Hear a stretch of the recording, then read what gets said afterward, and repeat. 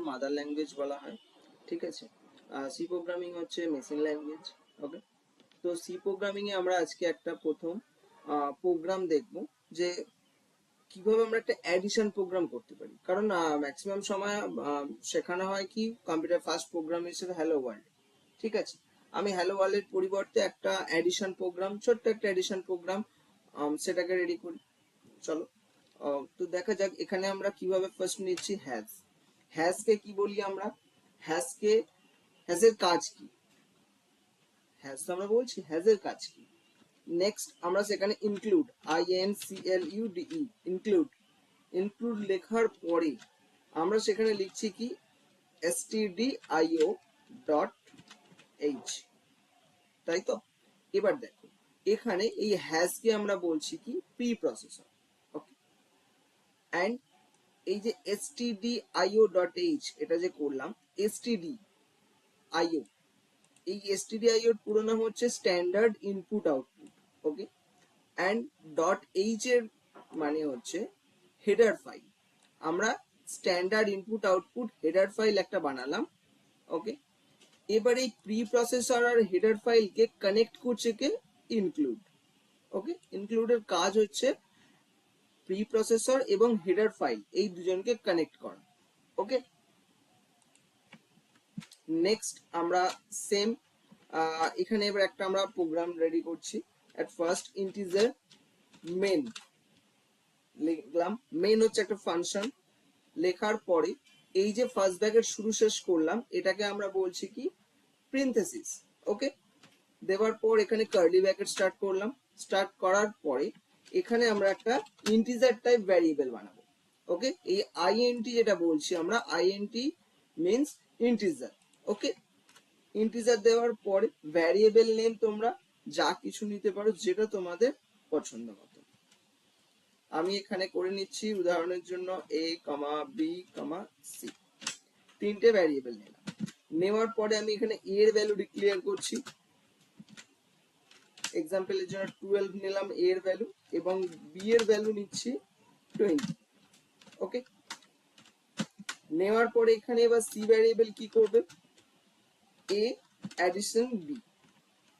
নেওয়ার পরে আমরা যে প্রতিটা স্টেটমেন্টের শেষে দেখো একটা করে সেমিকলন লাগাচ্ছি। সি প্রোগ্রামিং এ প্রতিটা স্টেটমেন্ট ক্লোজ করা হবে এই সেমিকলন দিয়ে। আমরা যদি সেমিকলন দিতে ভুলে যাই তাহলে কিন্তু আমাদের স্টেটমেন্টটা ক্লোজ হবে না, ওকে। হওয়ার পরে এবার আমরা এখানে প্রিন্ট করব। প্রিন্ট করব কাকে? ফাইলকে, ওকে। হওয়ার পরে আমরা আবার প্রিন্থেসিস দিলাম, নিয়ে ডাবল কোটেশনের ভেতরে আমরা ওখানে মডিউল ডি করব। মডিউল ডি কেন করছি? আমাদের এখানে এগুলো কি টাইপ ভ্যালু আমরা ইনপুট করেছি? ডেসিমেল টাইপ, সেই কারণের জন্যই আমরা এখানে ডি ইউজ করলাম।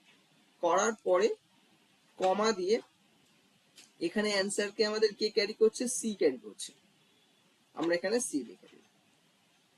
হওয়ার পরে আমরা আমাদের স্টেটমেন্টটাকে ক্লোজ করছি, ঠিক আছে। এবার এইখানে আমরা কি দেখছি? আমরা যদি এই প্রোগ্রামটাকে এখন রান করি কি হবে? প্রোগ্রামটা আমরা রান করি, দেখা যাক কি সমস্যা আসে। প্রোগ্রামটাকে আগে আমরা সেভ করে নিচ্ছি। সেভ করে নেওয়ার পরে আমাদের সামনে এখনো পর্যন্ত রানটা আসছে না। তার কারণ কেন? কারণ আমরা এখানে এখনো কোনো কিছুতেই এক্সিকিউট করি। এক্সিকিউট করার জন্য আমরা এখানে কি ব্যবহার করছি? এখানে এক্সিকিউট করার জন্য হ্যাজ ইনক্লুড conio.h। conio.h এর পুরো নাম কি? Constant input output. এটাও কিন্তু একটা হেডার ফাইল, ওকে। হওয়ার পরে এবার রান টাইমে আমি চাইছি কি প্রোগ্রামকে হোল্ড করব। হোল্ড করার জন্য আমরা ব্যবহার করছি কাকে? Gate CH. গেট সিএইচ হচ্ছে একটা ফাংশন, ওকে। এটার মাধ্যমেই আমরা রান টাইমে আমরা প্রোগ্রামকে হোল্ড করতে পারবো, ওকে। এবার এক্সিকিউট থেকে আমরা আরেকবার কম্পাইল করছি। কম্পাইল করার পরে আমরা রান করছি। দেখো রান হয়েছে আমাদের সামনে 32। এই 32 এর আগে আমরা চাইছি একটা টোটাল বলে শব্দ অ্যাড করতে। তো কিভাবে সেই শব্দটাকে আমরা অ্যাড করব? রেজাল্ট তো আমাদের সামনে বেরোচ্ছে। তো শব্দটাকে অ্যাড করার জন্য আমরা এই যেখানে লিখেছিলাম মডিউল ডি, এর আগে আমরা একটা টোটাল বলে লিখব। ওকে, টোটাল বলে লেখার পরে আমরা আবার এটাকে একবার কম্পাইল করছি। কম্পাইল করার পরে আমরা এটাকে রান করছি। দেখো রানের সাথে সাথে দেখতে পাচ্ছ টোটাল বলে কথাটা আসছে। ওকে, এবারে যদি আমরা এটাকে আরেকটু মডিফাই করি, কিরকম, যে এই টোটালের আগে এর ভ্যালুটা আর বি এর ভ্যালুটা রানে আমার কাছে শো হবে। কিভাবে হবে সেটা দেখা যাক। এইখানে আমরা ব্যবহার করব মডিউল ডি। ওকে, মডিউল ডি।